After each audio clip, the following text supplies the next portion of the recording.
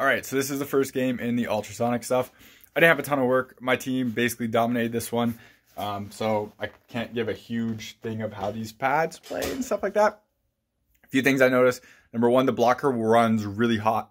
So the materials are all super, super comfortable, but it's almost too comfortable because my hand was really warm. And that's like weird. It's a great blocker, but I mean, it's just something I haven't really experienced before.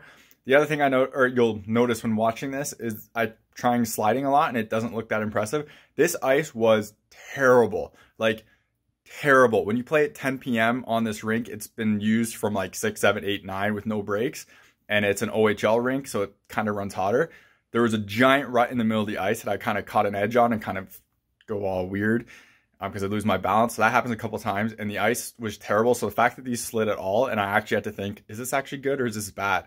Is actually big props to the pads for sliding themselves because it was so bad. If I was in like the Axis pads now, I'd be really worried about how bad this would have been because it was super sticky and it was just terrible.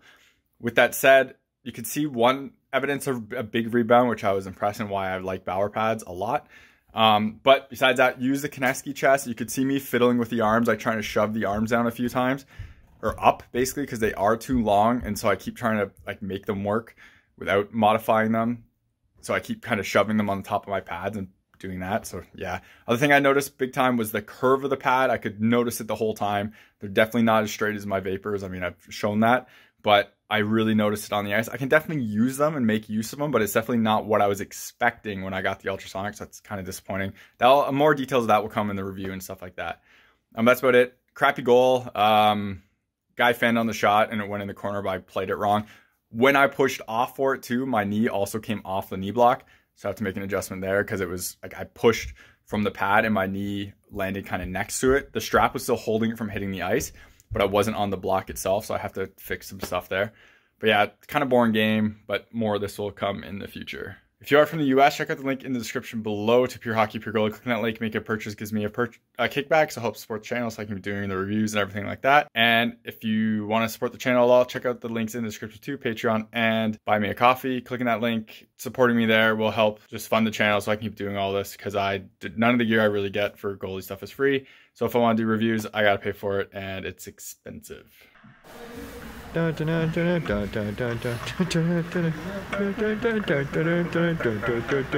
ready for this? Ball, ball, ball.